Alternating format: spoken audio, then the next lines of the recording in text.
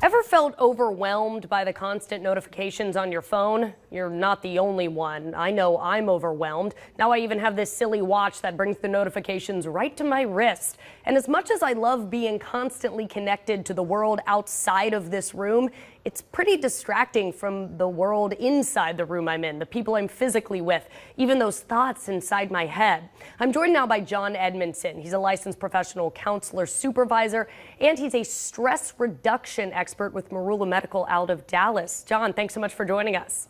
Well, thanks for having me on today. Sure. A couple of years ago, a bunch of folks went on the Do Not Disturb challenge. So essentially that was 24 hours without phone notifications. They could still use their phones, but they weren't getting any of those vibrating, noisy notifications. John, what were the results of that little experiment?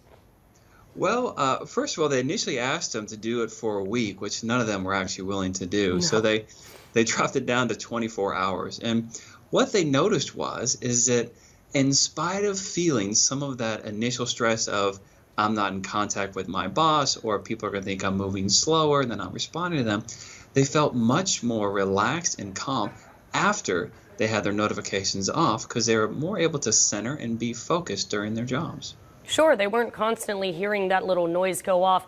But what's the downside of that? I know that I have noisy notifications for my emails because every email might be breaking news or might be a request from my boss. So what are the downsides to not being notified when there's an alert like that? And that's a great question, because it leads to how do we actually apply this to our lives? The downside was that people were saying, where are you? They missed out on information. They were stressed because they were worried about missing out on information. And so the recommendation, of course, is always going to be, if you can't turn it off 100%, maybe choose times and places when you can turn it off a little bit to take those short breaks throughout your day. Sure, like it might be okay with my boss if I turned off my email notifications, after I go home for the day and I just check it once an hour or so, right? It is interesting, though, because some of the results of this study is that people who were trying to get in contact with the Do Not Disturbers were saying, yeah, hey, where are you? You're a little bit slower on this. What does that say just about our culture right now? And is that a negative thing? Well, I think it's, in a way, it's a wonderful thing. We're so connected to other people, and we can just pick up our phone and talk to people when we want to get a hold of them. At the same time, we use it too much, and I think that can be negative because we're so addicted to that instant response, getting information right when we want it, that we don't know how to turn that off in our own minds. And so it's advised that when you do it, to meet with your friends and tell them ahead of time. And so they know not to be looking for that response, and try to get people to do it as a team, which I've seen many people do successfully, for the next hour or for overnight or for a weekend, turn it off. And then it becomes more of a collaborative experience. Because I think it's great that we can have all these notification information, but too much of it is what stresses us out, because we're never able to calm our minds and actually get things done we need to do. Sure.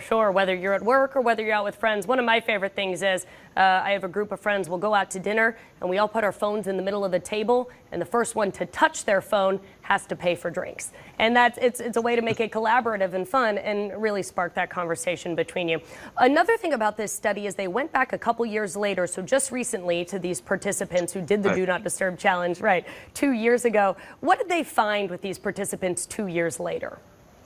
Well, they got a hold of most of them, and what they noticed was that many of them said that it helped them reevaluate their lives and reevaluate their uses of their cell phone and notifications. They couldn't do the whole turn it off thing on a regular basis, but they were able to find times where they could turn off and really begin to think about what notifications they want to have during the day and which ones they want to have at night. Now, and I think that's really powerful, because it's a realistic way of looking at what we need to do and saying, let's turn them off or let's leave them on. It's finding that balance between the two and which ones we want to keep all day long. Absolutely. That balance and that moderation we talk so much about. Well, it's an interesting way to, like you said, reevaluate what we're doing with our phones and exactly how connected we are to them and the pros and cons of that. John Edmonson from Marula Medical up in Dallas, thank you so much for joining us.